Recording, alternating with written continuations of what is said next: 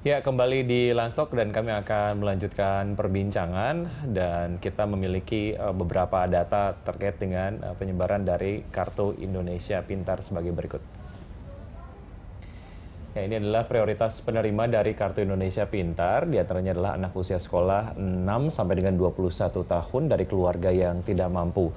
Kemudian adalah anak usia sekolah 6 sampai dengan 21 tahun dari keluarga pemegang Kartu Keluarga Sejahtera atau KKS yang telah menerima bantuan program Indonesia Pintar pada tahun 2015. Ya, berikutnya adalah masih kemudian soal prioritas penerima lah ya, anak usia sekolah 6 sampai dengan 21 tahun dari keluarga peserta program Keluarga Harapan atau PKH, dan anak usia sekolah 6 sampai dengan 21 tahun yang tinggal di panti asuhan ataupun sosial.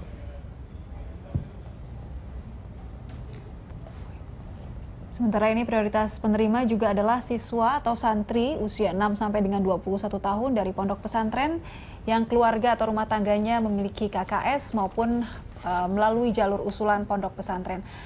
Dan juga anak usia 6 sampai dengan 21 tahun yang terancam putus sekolah karena kesulitan ekonomi.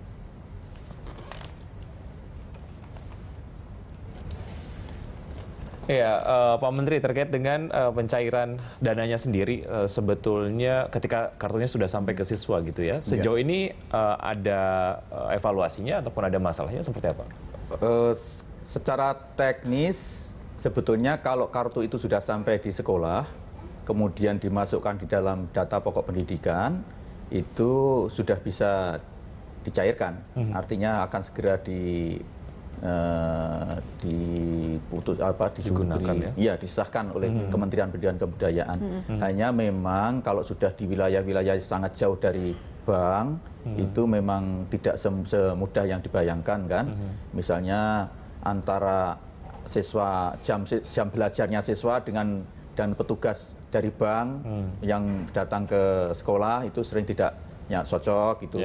Anak-anak jam 12 sudah pulang. Itu kendala-kendala teknis yang ditemui di lapangan. Kemudian ya, Pak petugas Menteri? banknya yang datang ke tempat itu jam 2 baru datang misalnya. Jadi tapi itu sebetulnya hal teknis itu bisa kita selesaikan dengan pihak bank saja.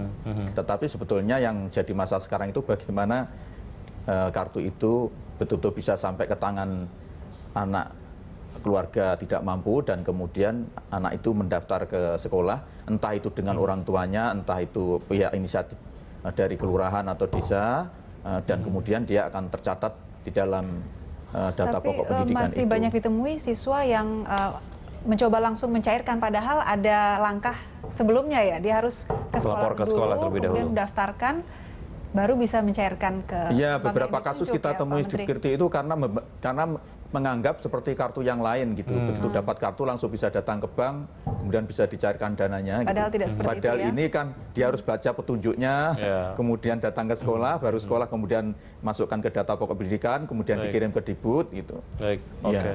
Ya, Pak Menteri dan juga Mas Indra, ini ada satu pemirsa yang kemudian juga ingin berpartisipasi, ada Pak Diansyah dari Balikpapan. Selamat siang Pak Diansyah. Ya, selamat siang Pak. Ya, silakan Pak Diansyah. Ya, halo. Ya, silakan Pak dengan pertanyaan atau tanggapannya. Saya ini punya kartu KKS itu. Ya. Halo. Ya, silakan teruskan Pak. Punya KKS kartu, cuma kalau anak-anak belum enggak ada kartu ininya. KIP? KIP-nya enggak ada, tapi pada waktu anak-anak masuk sekolah di SMP itu kita pakai jalur Gatin kok kan ada disetujui gitu dari kelurahan atau apa gitu, dapat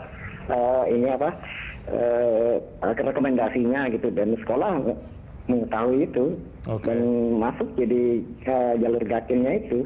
Tapi sampai sekarang kita terima KKS ini sudah setahun yang lalu dan lagi nggak dapat KIP itu. Jadi Anda terima KKS tapi anak belum terima KIP gitu ya? Sejauh ini upaya yang sudah Anda lakukan Pak Diansyah apa saja? Apakah kemudian sudah mendatangi kelurahan dan lain sebagainya? Ya katanya ya hanya ini aja yang kita dapat dari kantor pos pada waktu yang setahun yang lalu yang dibagi-bagikan ke masyarakat itu. Hanya KKS saja Ya, itu didapatkan. kartu ininya KKS sama kartu telepon itu. Baik, baik. Oke. Ya, itu saja Pak Ardiansyah. Iya, Terima makanya kasih. saya mau tanyakan gimana cara ngurusnya untuk KIP ini, karena di sekolah juga kepala sekolah itu menanyakan juga, karena kita kan karena masuk jalur Gakin, jadi kepala sekolah mungkin melihat itu menanyakan kartu. Justru dari kepala sekolahnya juga belum bisa menerangkan gitu ya. Pinternya itu, tapi kita kan nggak ada gitu. Baik, ya. Baik. Terima kasih Pak Ardiansyah. Mungkin Pak Ya. Menteri bisa langsung menjawab. Ya, sebetulnya ada yang sudah tersalurkan sekitar 4 juta lebih untuk mereka yang memegang kartu KKS itu. Jadi sebetulnya kalau sekolah itu tahu bahwa dia berasal dari keluarga yang memegang KKS, itu sebetulnya dulu sudah ada otomatis mendapatkan bantuan, walaupun waktu itu belum KIP itu ada. harus ada KKS juga. Ya, tapi waktu itu belum ada kartunya. Baru sekarang ini yang memang harus juga membawa kartu gitu. Ya, Karena itu sebetulnya kalau ada yang punya kartu KKS, sebaiknya coba datang ke kelurahan, dicek apakah putranya juga sudah masuk di dalam yang berhak mendapatkan kartu Indonesia Pintar atau belum. Dan kalau nanti belum, bisa lapor ke sekolah, supaya sekolah nanti bisa meneruskan ke pihak kementerian. Baik, ya. Mas Indra, terkait dengan sosialisasi kepada masyarakat ini ataupun ya kepada anak penerima lah ya, ini kemudian menjadi satu hal yang juga perlu lebih diintensifkan. Kepada pihak sekolah juga mungkin ini juga perlu ya dilakukan. Artinya tadi juga yang disampaikan oleh Pak Ardiansyah bahwa memang pihak sekolah juga Dia seperti tidak bisa memberikan, belum bisa yang juga lebih jelas, begitu. memberikan keterangan ataupun solusi seperti apa Mas Indra? Justru itu tadi saya katakan, untuk program yang luar biasa mulia dan baiknya ini sukses, itu kita nggak bisa hanya bergantung pada Pak Muhadjir dan tim saja. Ini harus semua pihak mendukung. Media juga harus mendukung, harus bantu sosialisasi ya Pak ya. Lebih banyak gimana sih proses ininya.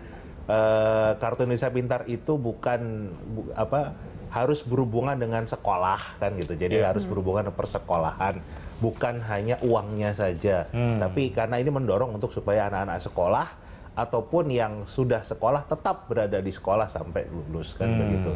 Jadi yang dibiayai pun adalah biaya-biaya yang berhubungan dengan sekolah, bukan untuk bayar listrik, bukan untuk beli rokok dan lain sebagainya kan gitu. Belum bicara soal pengawasannya itu ya, penggunaan dananya sendiri. Oh iya, apakah? itu nanti pasti akan terjadi penyelewengan, itu pasti. Makanya Pak Muhadjir dan tim nanti akan mencoba mencari pola tentunya yang terbaik apa. Tapi apalagi kita bicara 17.000 pulau, 19 juta penerima, itu susah ngontrol.